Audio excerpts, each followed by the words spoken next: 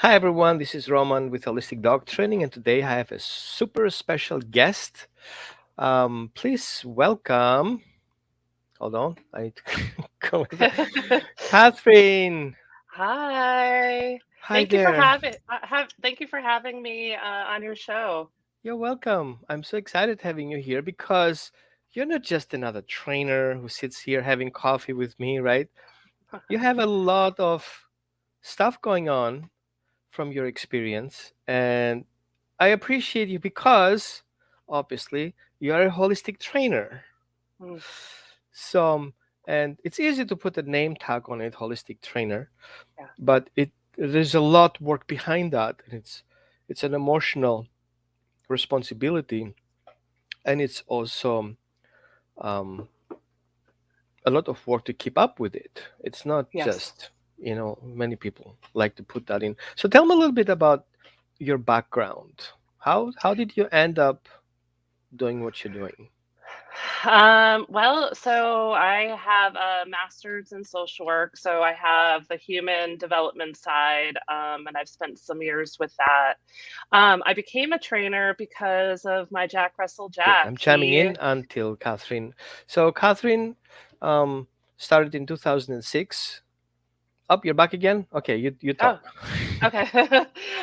So yeah, so I adopted my Jack Russell, Jack, in 2011, and he had some social and emotional concerns. At the time, I didn't know how to handle it, so I was seeking out professional help. And unfortunately, the professional had used tools that um, I learned through my experience that definitely went against my core values. And so I needed to find a different way. So I became a trainer and I had wonderful mentorship with Glenda Heron of Healing Dogs Dog Training, and also Melina Garros over at Holiday Inn. She does a boarding facility in El Hmm. Paso. So wonderful background. And then fast forward to today, I'm a moderator for the Do No Harm Facebook group, and I am a huge proponent of the hierarchy of dog needs and having that as the paradigm for all trainers and behaviorists to utilize when they're working with clients. Yep, we got you here. Oh, did it go out again? Yeah, something Uh, is going on with the internet, I guess. um, It's okay. I'm not. Okay. Make sure you're on a stable line. Yeah, I think I am. I can move over to doing a hotspot with my phone. No, that's okay. Whatever works. Okay. So you were saying that you got good mentors, Yeah. and what exactly do you do? I work with clients on building a relationship first and foremost with their dogs. I address things from an emotional standpoint and really help people to understand that dogs are feeling beings and really connect with them. Good, good.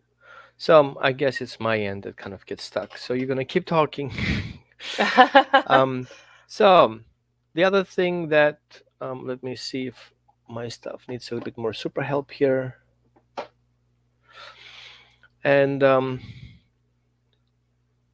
well, we have a little bit of internet connection problems here. So it seems like I'm working fine. and and I can hear you. I see that you kind of freeze a little bit, Yep, but it must be on my end. Too much stuff going on, I guess here. We are in Oregon in the woods, you know. yeah, it happens. We are on MiFi, so sometimes we get a good signal. But you know what? Nobody stops us from doing what we're doing. Um, 100%.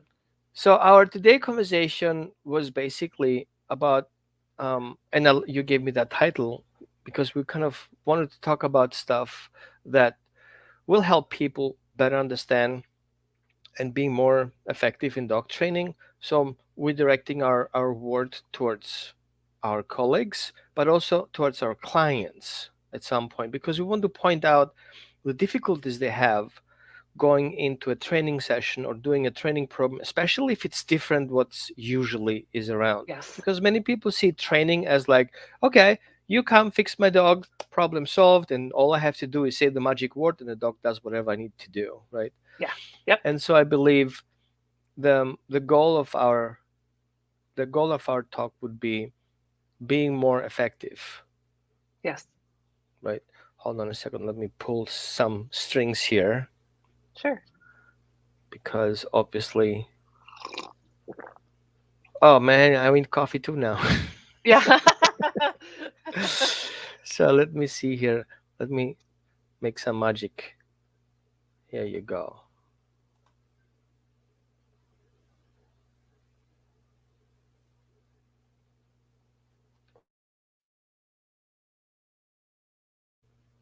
I pulled the plug. Oh. Oh, you're clearer now. I pulled the plug. So, okay, I had to kind of shift things around. Yeah. So, and our discussion was how can we help clients and colleagues to kind of see what people struggling with when they go into a program that is not as our program usually, because I'm a holistic behaviorist too, and we're gonna do similar things, similar approach, just a different way. And people are like, what, I have Yeah. to do things, I don't understand that my Yes. dog is wrong and I'm not wrong, right? And so I made a list here. Maybe we can go with that too. I know Yeah. you're kind of like tight on the schedule. So the question is, why are clients afraid to change, Yeah. That's a huge one. right? Um, yeah. I think it goes back, they are afraid. There's a lot of fear that presents itself, and then the masks go on of resistance. And so it's, from whatever experiences, trauma, or maybe a lack of thinking that they're going to have some sort of power or control, and they don't want to let that go. There's so much fear that goes into what happens when someone's putting their resistance mask on. Right, right. So you said before you hire a trainer to help you out, and then you figured out that that's not what I want. Yeah. What? How did you know that is not what you want? Like, what made you feel like that? What was the feedback? Yeah, no, I love that question. I've been diving deeper into this understanding. It all goes back to my core values and my core value feelings. So, my core value is, justice, right? Ethics, humane. So making, oh, I think we went out a little bit. No, we're good. Okay. And so, and then those feelings, right, of connection, of cooperation. So, someone that was utilizing punishment as the means to apparently teach my dog, those definitely worked against my core values and my core value feelings. Right. So, and the reason why I put that screen in here is because you Yeah. said the magic word. Kind of, we have to we need kind of the hierarchy of needs to understand what exactly are the core values of our training. And so Yes. our friend Linda has this awesome hierarchy Yes. of needs outfit, and you are by accident also in that group, and actually you are also no, admin. You're an admin I'm a moderator. moderator, which is Yeah. lots of work to do anyway. So we see that if a training approach doesn't comply to those basic needs and to the core values like biological needs, emotional needs, social needs, force free needs, and Yes. also, hold on, yeah, cognitive needs, of course. I would Yep. just make sure I'm saying the right word here. Um, it's not compliant. I mean, I have the same issue when I came here to US, having experience as a trainer in Greece. Um, Mhm. in Greece, we have different values, I guess. It's just a dog. Like, just put him on a leash out there. It's Yeah. gonna feed him once a week. Make sure he has enough food and water. Come next week to check him out, kind of thing. Yeah. Of course, I wasn't but it always bothered me that part. I didn't like it, so I wanted to make something different. And I think the reason why you made that difference and became who you are now is because you didn't like that general idea of that's what you do with a dog. I mean, he's just a jerk. He's making a mess. He needs to be Yes. fixed, addressed, corrected, punished, because they're just Yeah. dogs. They have no clue. And you're like, Yeah. no, it doesn't sit right to me. That's not the same thing. And Yes. then you I said no. Yeah, yeah. And I also think that the professional, looking back, the profession that I had hired, I was an American living in Germany on a military base, so she served a lot of military families. And I think she didn't think that I had the capabilities to do anything other than punish Jack. She probably was looking at, okay, they needed to stop. She probably doesn't have the skills. So, like, not really getting to know me as a person or getting to know my values, she saw it as this is the culture of people that live in the US. And so I'm going to tend to that type of culture. Hmm. Yeah, that's really interesting. So basically, people don't even pay attention what your abilities are. They just override you. It's like I'm Yes, gonna put a tag on you. You are the yes, one I think you are, and that's exactly what yes, they do to the dogs. It just had yes, this predisposition. That's the dog I'm dealing with, and obviously your dog wasn't kind of an angel, so therefore the dog is bad dog, bad owner. Let's put them in a yes, package. Let's. yes, yes, I'm so sorry because I'm Austrian. I'm have an Austrian Greek heritage, so it kind of sounds strange because in Austria, going to training, you're going to the trainer to his property. There was no idea of somebody comes to your house, and yeah, especially in Austria, it's kind of a very close community. You get only to the house very good friends or your family. That's it. uh, So a trainer would yeah, not come to your house. You go to the trainer, which means training school, like yes, that's what we Hundeschule, the did. classic, right? Yeah, yeah, exactly. And I remember when I was a child, my parents went there with our Saluki, and I didn't like the training. It was just yelling and screaming and throwing stuff on the dog, and I was like, my dog doesn't like it. He wouldn't like to go in class at the first game, and so I'm coming from that experience, seeing what things being done wrong. But you know what? That's how we learned too. It was learned as a base. That's what you do to dogs, and I had hard time wrapping my mind around that and saying, no, I want to do it different. Yeah, So yeah, I had fear of change because I was yeah, afraid that my idea goes against the normal. Therefore, I'm gonna lose my face. So yes, I put up yes, my mask on, being the trainer who has to use tools because that's what is expected you to be. If you don't use yeah, those tools, you're not the trainer who works with aggression. And you work with aggression too, right?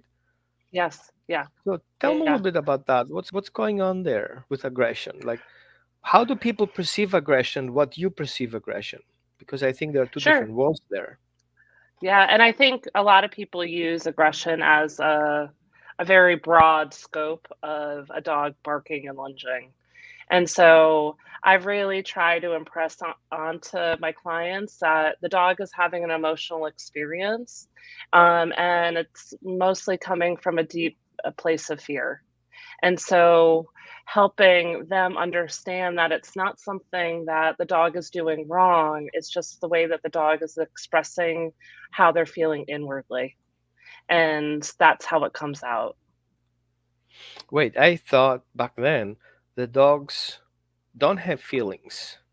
Like they're just a black box. As much as you They're put just in there, things. that's what you get out, right? Pull the Yes. lever, boop, Yeah. answer comes out. So, what makes you think that dogs have emotions? I mean, we know scientifically proven that they have emotions, but even through the scientists, there's a variation of how many emotions, what different emotions they have. And Yeah. people are afraid to tap into those emotions because they're actually affected by those emotions. They have to admit it, which means then their own emotions will come and fight them. Yes. Well, So, and I what also think emotions are those?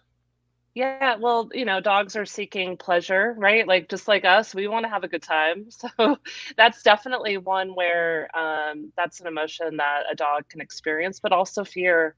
A lot of people that I come across, they are nervous, they might not be tapped into their own emotional selves.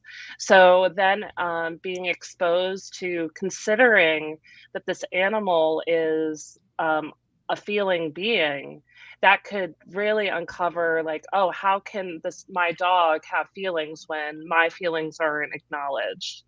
But on top of it, I think there's also um, people want to deny their feelings and they just want, it just to go away, right? They might not recognize that they have to have any sort of role in helping their dogs, uh, you know, learn to do something different so that they can feel better about the situation.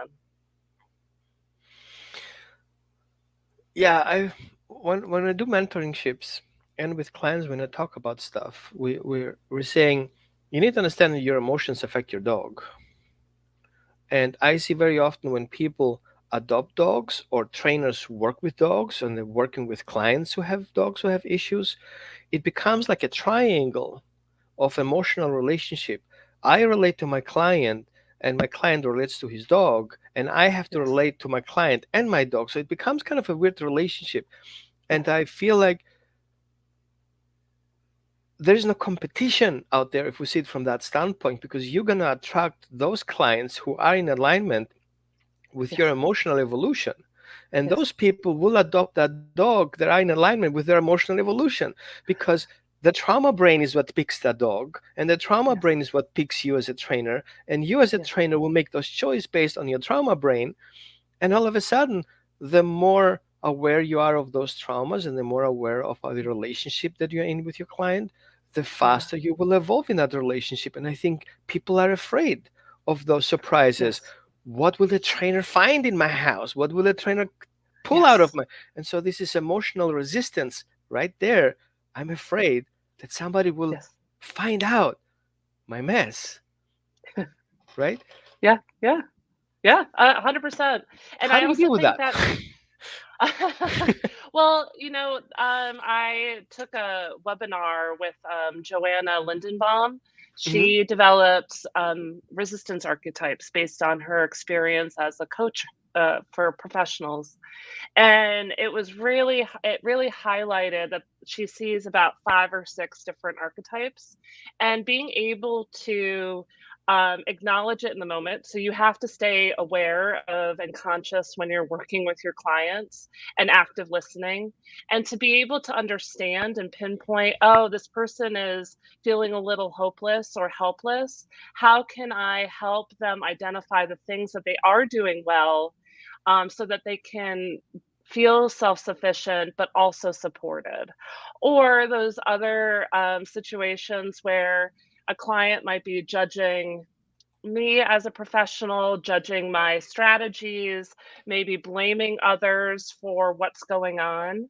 And so being kind but firm but friendly in addressing, okay, I hear that you're having a hard time and judging what I'm sharing with you. Is that true to what you're experiencing too? So highlighting these kinds of resistance and then being able to openly talk about them rather than us as a professional avoiding them altogether. That's how we can move the needle and help our clients go into the next phase of reaching their goals. Wow. I like the fact that you use the term archetype. I have actually an entire session. I call them archetype reading. Okay. And basically, it's kind of like more an intuitive approach. I use divination cards. So Yeah. I pull for the whole family, for each individual person, archetype card. And then I see which archetype will come up. Ah, that's brilliant. And that will give me an intuitive overview of what's happening in that dynamic in that household. But Yeah. also, then what I can do is I can pair because dogs are functioning in dyad. So people, your relationship with another person, so you and the other person, that would be a dyad. Yeah. They create those dyads in the house, and those dyads bond together in other dyads. So it becomes kind of like a pyramid of relationships of little dyads end up together in one organizer that everybody's attracted to follow, because there's always one who knows better than the other one. So there's always a giving and taking exchange. It's like an interaction, so that emotional interaction that comes in. So those archetypes will help me see the overview, who does what, why, with whom, likely. So Yeah. what I can do basically is put the cards together and put them in pairs, and one will Huh. be left out if you have five or six. And then I see who is matched to each other. And usually, if I ask the people, how do you feel about that dog? Like, that totally makes sense. And Yeah. also with the archetypes, it makes sense. But it says, how do you feel about the person that is your partner with that title? And like, oh Huh. my God, now that you say that, it makes totally sense. And Huh. also we see that dogs, from an energetic perspective, they have these three levels of emotional, of, let's call it, of spiritual beings: teacher, companion, healers. And all of a sudden you see that those healing, teaching, and companion relationships also have a draw into a specific direction.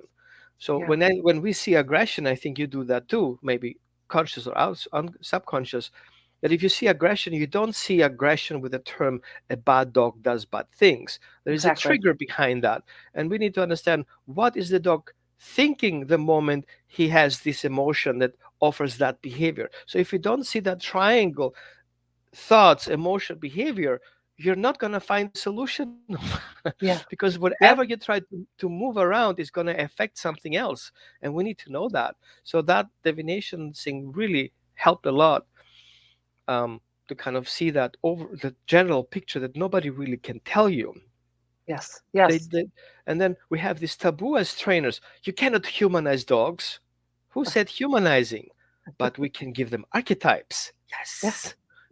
It's not Yeah. humanizing, because the ancient Greeks knew already about that and already shared this information with us. So we basically Yeah. brought it to the next level. We kind of Yeah. made it more detailed, but it's super interesting. I Yeah. love that. I love that. We need to talk about at some point that Yeah. Yeah. specifically. Total. I mean, it really opened my eyes up to, because I think a lot of times as professionals, if we're meeting someone and they're in that state of resistance, right? Because it's not who they are all the time. When we're butting up heads with them, then we can develop compassion fatigue, right? Like, I know I've been there where it's like you try to go through the resistance rather than accepting it. This is where we're at, and helping to identify it, and then coming together to form solutions with one another. And so when we're trying to force our way through it, that's where we start to feel fatigued with and lose confidence. Am I able? I'm not effective. My client is not happy. The goals are not being met. And so when we can help our clients kind of go through this and face their fears, then that can definitely help them meet their goals with their dog and help their dogs choose different things, right? And make better choices based on a better relationship with their human. What do you think, in a scale of 1 to 10, is the most resisting subject that you have when you talk to your Mm, clients? What do they say? I can't do that, or I don't think it's a good idea. Why would I do that? Kind of like, yeah. I don't have time for it. Like, money, don't get me started with money. What are those ones that can, like, put on top of your priority list? I would say management. I think that's a big one. Like even creating a doggy den space, right? And so the dog has a safe space to go, and rather than going up and greeting someone at the door, it's like it's too much work that I've found from clients to adjust their lifestyle to accommodate setting up a baby gated area or an exercise pen or using their backyard for short term people that come over, right? And so um, it's hard for people to change their routine. And I get it, right? I mean, I'm a sucker for a really good routine because it keeps me on task. And so when something comes in, it's like, oh, I gotta do one more thing. But in the long run, I think that can help tremendously with with people and their dogs having a better, calmer household. Speaking of household, of those people who you work with, let's say we have a family, let's don't call it husband. Yeah, let's call it husband and wife. Nowadays, Spouse, we have yeah, all or these type of relationships. Um, yeah, who is more resistance without going into the gender? It's the most resistant the person who's calling you for help, or is the person who is partnering the person who's calling you for help in order the to go into partner. that change, the partner? Yeah. Yeah, and sometimes the partner is the one so that might not agree to engaging in the training process because they don't value what services or what that emotional experience is going to be. And so a lot of times that partner might hold that purse string and tell the primary caregiver who's reaching out for support and needs assistance, no, I don't do this. This is not going to be worth your time. Yeah, it's kind of like a ripple effect. Once you make a decision to make a change, all the family members start resisting. It's kind of like a wave, and everybody's like, Yes. "No, mom, it's your dog. I'm not doing that. You wanted to do that. Yeah, I'm too busy doing other stuff. Like, Yes. mom, I have homework to do. I don't give a bark about your dog right now, mom.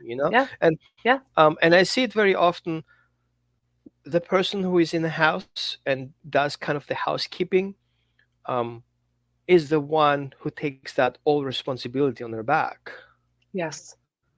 Yes. I mean, I notice myself that sometimes I pay especially attention for the partner to tell me his versions of the story because I feel many times they're not being heard. Yes. Oh, They have 100%. concerns, they have worries, they feel responsible. You know, I had a conversation a couple of weeks ago from a very abusive situation in the house where one of the partners basically went with the bat over the dog Mm, because the dog growled at the mother who had a child. mm, And understanding where the trauma comes in from the person having such responsibility, having a wild beast of 160 pounds attacking the mother and the child, it kind of made sense that he would go to the extreme resource guarding a human can do to protect his family that he yeah. just had, having an experience of being traumatized as a child himself, where force and violence was a solution to a problem. Yes. And I basically had spent a couple of hours having a one-on-one chat on the side without the other partner to kind of talk him through the process why violence is not a good choice. Yeah. And if we cannot give the dog a chance to show his other side, just like you didn't have the chance to show who you really are and people punished you for being who you want to be, how Yes. about we look at that? And I think that was the tipping point where he's like, I'll give it a try. And Oh, then he was the one who actually lead the training because I said, if you cannot mm, handle that dog who's struggling in that situation, that nobody hears him and nobody can work with him, how would your child feel tomorrow if he has the same struggle? yeah. What will be your choice? Force Yeah. or explanation? And that Yeah. was the wake up call. And it was more triggering to me because I was the dog that he Mm, abused because we kind of had this weird relationship going on. I had to be very careful not to get biased. So I had to wow. keep hold space for this client Yes. while we were going through, and I had to take a break. That day was kind of gone from me because I had to internally process what just happened here and see it from a different perspective without being angry. I couldn't get angry at the client because Yeah. he's going through his own experience, the dog is going through his own experience, the mother is going through an experience, and the child was crying. Yeah. Yeah. So that ripple effect, we need always to be conscious when we're dealing with a client. We need to see where is my client that I'm dealing with in that family system and who is making his life difficult. Maybe delegating things, helping the other side. Hey, Yes. you know what? I'm with you. I'm listening to you. How Yes. about we take a little bit away from your partner and what would you like to do? What would be easy for you to do? Yeah. How can we make life easier for you? Yeah. And all of a Yeah. sudden they become one of the same team. So teamwork Yes. is important, right? Have Yeah. you had a similar experience?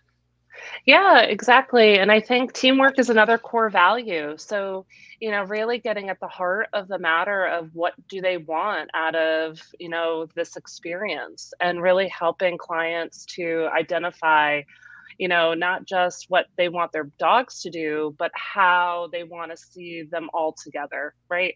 From a social work perspective, I see the client, which is the client and the dog, the dyad, as the central focus. And so everything coming off of it, like community, neighbors, family members, all have interactions with that dyad. And so we have to find ways in order to help those interactions to be more fruitful, and so more supportive, so then that dyad can achieve those things that they want, right? Like being calmer in the house, having more engagement with their people, and feeling more relaxed that they're all going to stay safe. And so it does take bridging those divides a little bit and finding what are those core values that bring everyone together. I know for my household, teamwork is a huge core value for us, right? We don't have gender specific chores to do. It's like we have the overarching picture of how to get the job done. And so once we can tap into what those core values are with those families, that could definitely help shape how training goes. You said it right. People think I see the male female that females have to do the teaching and learning stuff. So husbands go to work and wives have to do the work with the dogs. Kids, dogs, feeding, food, shopping, that's wife's work. I think this is so wrong at the core. Yes. And coming from a Mediterranean culture where actually um, in Greek we have kind of a matriarchic system, but not really, because finally patriarchic system is what is predominant. Mm. So if you're in the house, it's matriarchic. If you're out of the house, it's patriarchic. It's kind of a weird thing. And so Oh, for me, it was interesting. very difficult when I started working with families to be calm when I would see those excessive differences. I was just facing with it. Why would your wife do that? I don't see the reason why you're coming home and being like a good daddy, and then mom has to do all the work and she has to do the work and the dog is not listening because you're the good daddy, and then or eventually you're kind of like the one who punishes and corrects the dog so the dog is Mm. afraid of you and he follows Mhm. you and you disempower your other family members. So Mhm. there's a lot of sabotage going on in the background that some trainers actually are not aware of. I mean, I had to learn the hard way that my clients failed because he was sabotaged in the background. Ah, Like, oh, I didn't yes. know that the dog is out there. Oh, well, you know what? The dog should know that it shouldn't leave the door open while my friend's coming in for a beer. I don't know. Oh, yeah. And I danced around that concept a little bit in the beginning, but patriarchy, right? Like that is the center of culture, wanting to have control, wanting to have all the power, and so helping and thinking that they have to make their dogs follow their lead because that means that they've achieved this control and power, and that fulfills whatever need it is. But when we can start to see that they can still have, you know, uh, de- have more of a sense of understanding, that can help their environment have more of a routine and a structure instead of being overbearing and overwhelming the animal or the family members. It's more of coming together as a unit, like you've mentioned, and formulating how to move forward together. I notice, and I don't know if you agree with me, I see there is a battle of feminine and masculine, not only in the homes that we're working with, but also in between trainers, us. Oh, Um, yeah. I found myself outcasted in a feminine predominant force-free community while Mm. I was being considered a force trainer because I'm a male, Interesting. right? And I was like, Yeah. why? Why would That makes no sense. what's wrong for me being not punishing and rewarding Do I look like? I mean, maybe I do. I don't know. um, being Not at all. confident, being confident, and being loving at the same time is something that we have to look for as behaviors and trainers, because we have to merge the masculine and feminine aspect of us. Yes. But we Yeah. have to encourage people to see that aspect.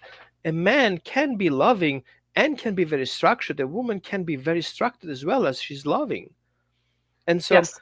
becoming kind of a whole family system is very important. Yes. And I And I see think, this very, yeah. yeah, go ahead.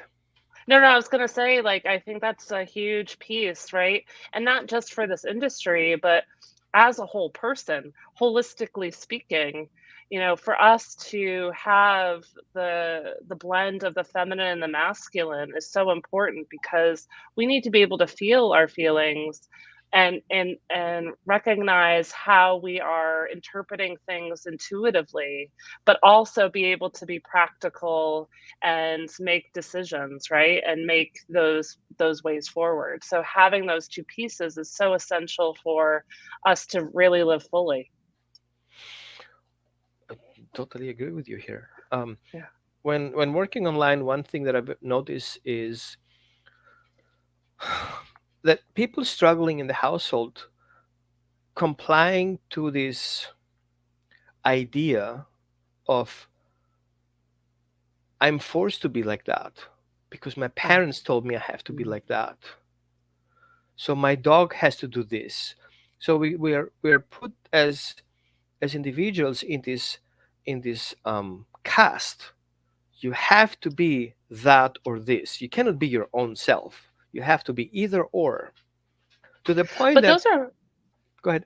yeah, no, I was gonna say, sorry to interrupt, but those are those limiting beliefs, right? Like these are these ideas that culturally, family, friends, they tell you this is how you have to be. So then you start having these thoughts, you start having these beliefs, you start making actions based on that mindset. Hmm. So it's not, thoughts aren't real. We put them into action and actualize those Right, beliefs. right, right. Yeah. So if we can challenge that thinking by saying, "Oh, okay, I understand that this is trying to keep me safe. I get it." That's why parents might say, "Oh, don't do that because you're going to get hurt," or whatever it is. But when we can say, "Oh, I can take this healthy risk. I'm okay. I understand that this is here to help keep me safe, but I'm okay to make this change." Yeah, that's a big thing. And I think as professionals, we need to keep in mind that our goal is not to train the dog. Our Totally. goal as behaviorists is to understand the family dynamics and kind of put them on a map where you are right now, here, and this is where you need to go, and these are the paths that you can take. You can take the easy path, it's gonna last less, but you can go the long path, the educational path, and you can keep that information forever. And people Yeah. always ask me, like, um, I mean, that was my first conflict when I started working online in 2007. 2000, yeah, 2007. I was like, "Oh, you do online what? If you're not in the house, how do you know what the dog does?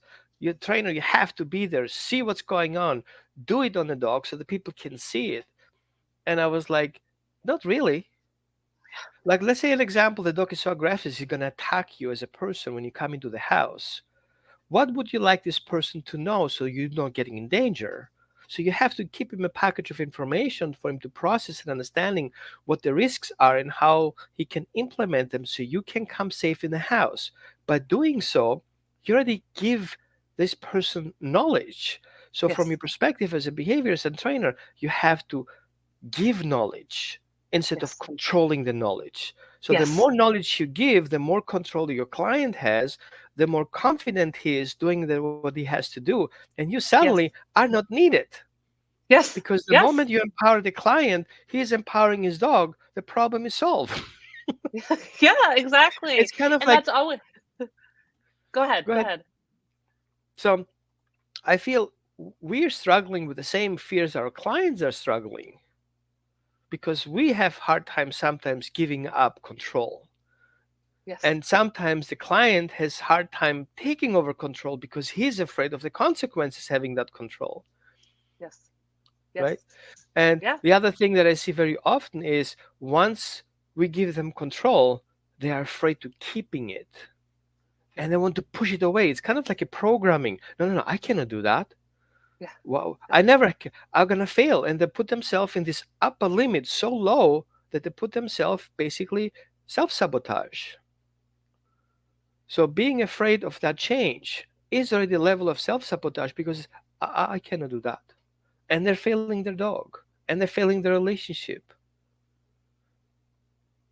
And I think that's where we need to kind of step in and say, hey, open up, share information, trust your client.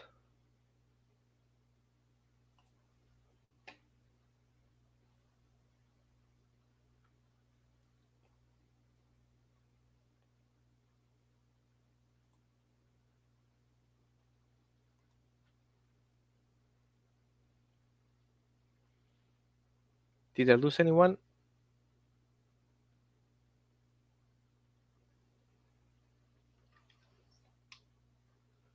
Up.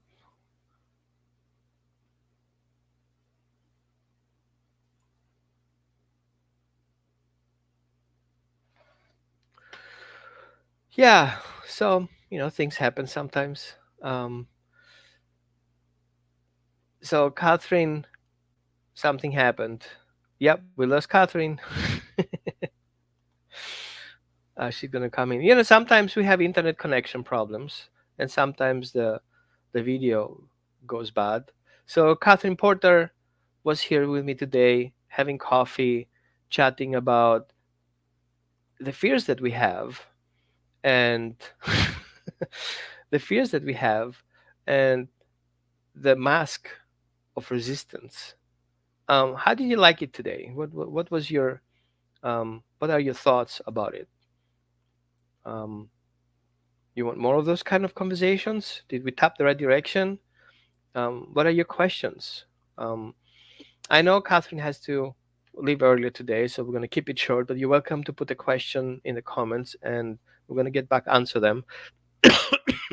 I just want to give a heads up for tomorrow if you're interested, um, since we're talking about specific stuff. Um, I have a show tomorrow, and you're welcome, invited to join. We're going to tap a little bit of a taboo and how queer identity is being perceived in the dog training world. And I thought um, it's something we can talk about. And because some people just don't like to talk about it, but I'm open for it and I want to share um, my coffee table with people who have abilities and who are special. And you're welcome to join tomorrow, 9 o'clock Pacific time, same channel, I guess. And it was very nice having you here, guys. And if you have any questions in the comments, and see you tomorrow.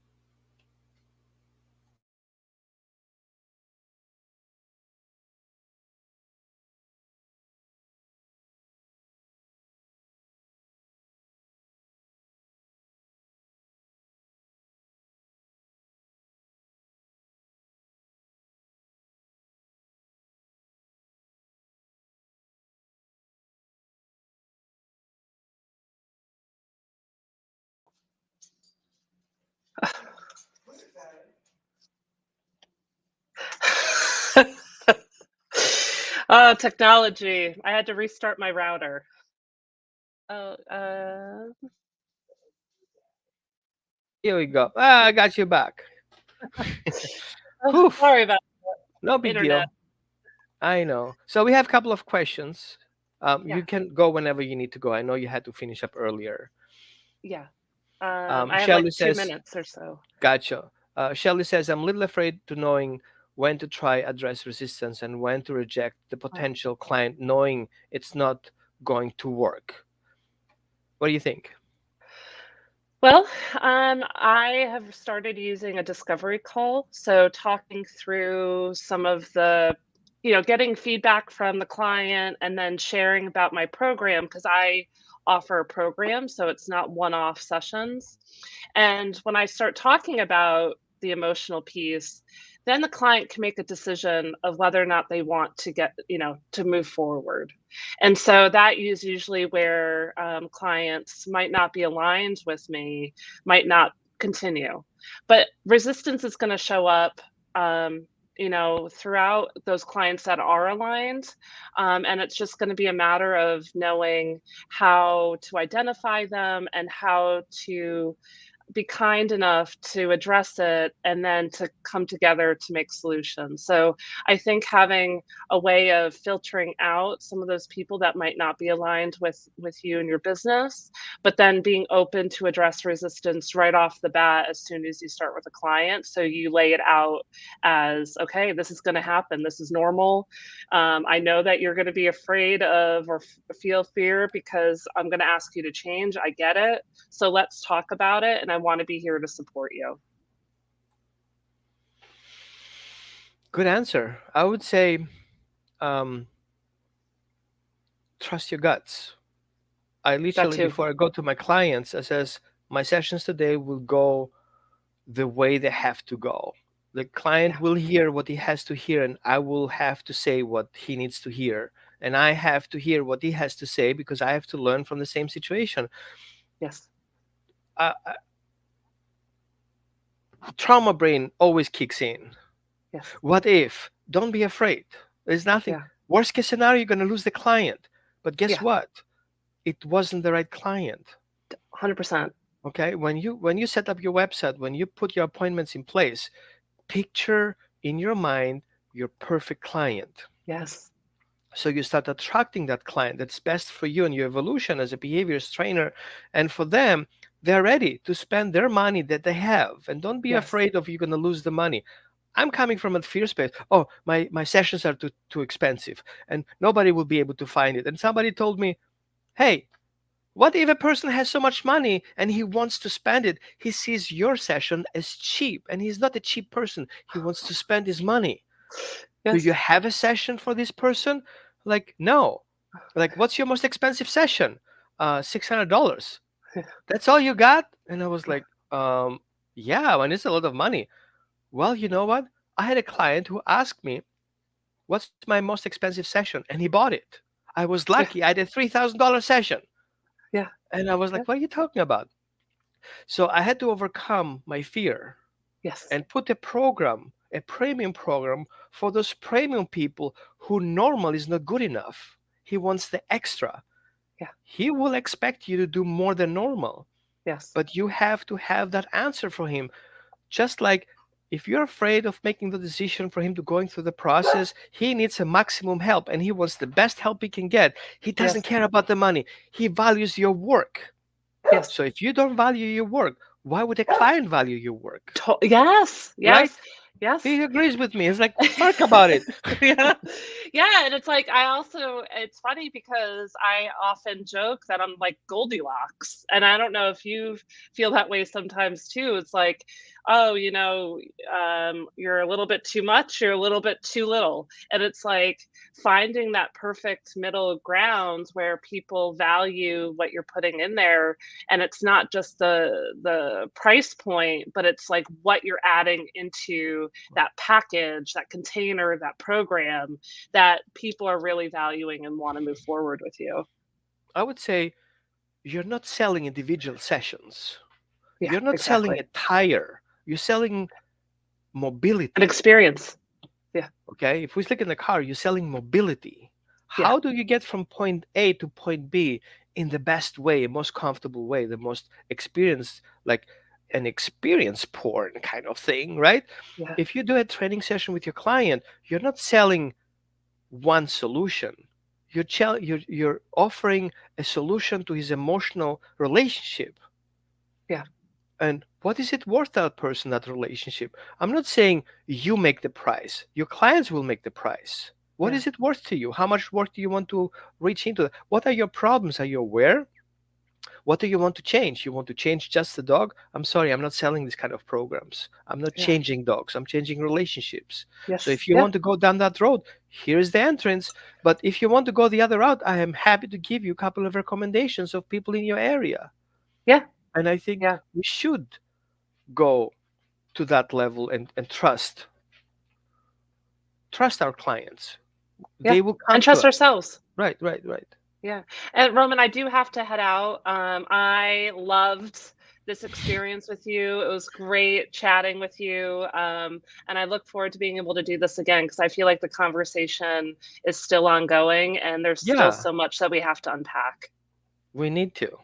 Yeah. Yeah. I love it. It Bye, was nice. Roman. Bye bye. Okay, you guys, deal with it another round.